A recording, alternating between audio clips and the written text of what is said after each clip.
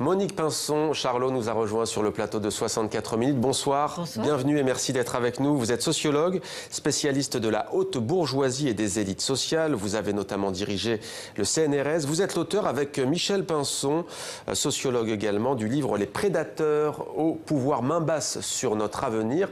C'est publié aux éditions textuelles. Alors avant d'évoquer votre livre, une question peut-être plus personnelle, Monique Pinson-Charlot, et c'est d'ailleurs toujours lié à la politique. Vous avez décidé de passer de la réflexion à l'action politique puisque vous serez candidate au mois de juin prochain aux législatives françaises, précisément dans les Hauts-de-Seine, en banlieue parisienne, face à la droite. Pourquoi vous avez choisi de franchir le pas ? Ça m'a paru un moment intéressant, à un moment où les partis traditionnels ne sont même pas présents au second tour, de montrer qu'une candidature citoyenne d'une chercheuse, d'une sociologue qui est spécialiste avec son mari des familles qui s'accaparent toutes les richesses et tous les pouvoirs, à un moment où notre sociologie est complètement en phase avec l'actualité la plus brûlante de notre pays, que cette cohérence pouvait provoquer justement un désir de populariser, de transmettre plus d'informations sur cette approche, cet engagement sociologique, je dirais. Et quand on connaît vos travaux sociologiques, les vôtres et ceux de votre mari, ce n'est pas étonnant d'apprendre que vous êtes soutenu notamment par le Parti communiste français. Non, c'est une candidature sans logo, qui est soutenue par un certain nombre d'associations, de partis politiques, une candidature citoyenne sans logo, une candidature de rassemblement, une candidature étrange par rapport au fonctionnement de la classe politique, mais juste une candidature qui ressemble beaucoup à celle de François Ruffin. Dans la Somme. Candidature citoyenne, alors on le sait, ça fait débat dans cet entre-deux tours. Jean-Luc Mélenchon n'a pas donné de consigne clairement de vote. Vous avez décidé de ne voter ni pour Macron ni pour Le Pen, me semble-t-il. Est-ce que vous pouvez nous le confirmer, nous dire pourquoi ? Non, j'ai changé d'avis. J'ai changé d'avis parce que, compte tenu de l'évolution depuis le premier tour, je vais voter vraiment contre Madame Le Pen. Voilà, je vais voter contre Madame Le Pen. Sans préciser si vous voterez blanc ou pour Emmanuel Macron. Non, mais en je ne voterai pas pour Emmanuel Macron. Mais vous voterez contre Marine Le Pen. Voilà. Alors, Trump, Fillon, Le Pen, Macron sont, dites-vous, les représentants du système capitaliste dans sa phase néolibérale. Pour que nos téléspectatrices et nos téléspectateurs comprennent bien, c'est quoi cette phase néolibérale ? C'est la phase où la finance, les financiers prennent tous les pouvoirs, c'est-à-dire l'argent devient une arme de destruction massive et dicte sa loi aux politiques qui sont soumis aux lois désormais des financiers.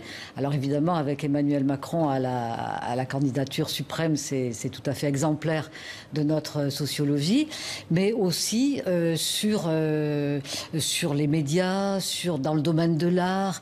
Je veux dire, c'est une forme de prédation qui ne connaît pas d'obstacles, qui ne connaît plus de frontières et qui spécule aussi bien sur le réchauffement climatique que sur l'art, sur la culture, sur la démocratie. Sur l'aide sociale aussi, dites-vous, en tout cas sur les aides à la personne plutôt, avec une financiarisation.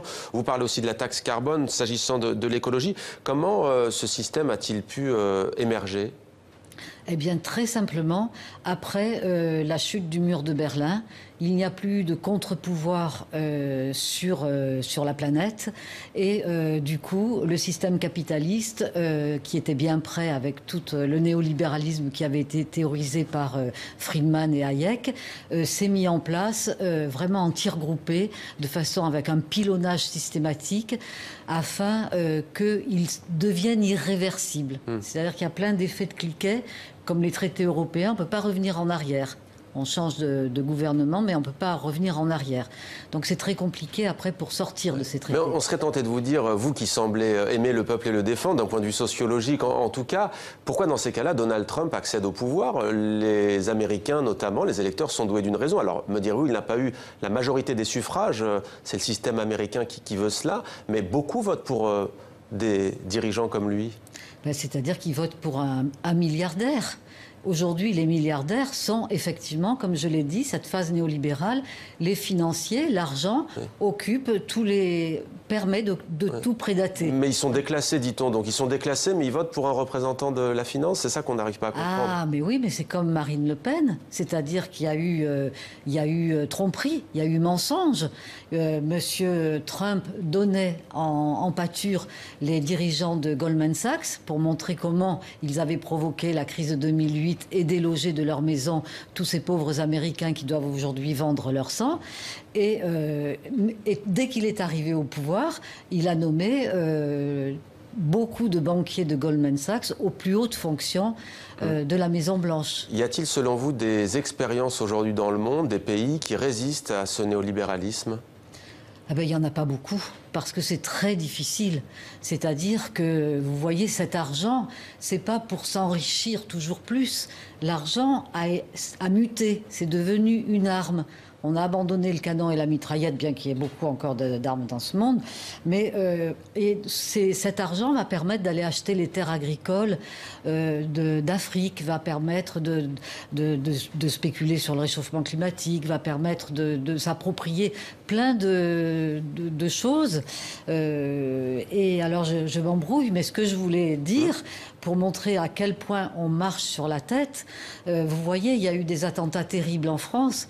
Eh bien, vos téléspectateurs ne savent peut-être pas ou ne se rappellent pas que François Hollande, dans son quinquennat, a fait des contrats de plusieurs milliards de dollars ou d'euros avec l'Arabie Saoudite, qui ensuite facilite les transferts d'armes auprès de Daesh. Donc tout ça n'est pas cohérent.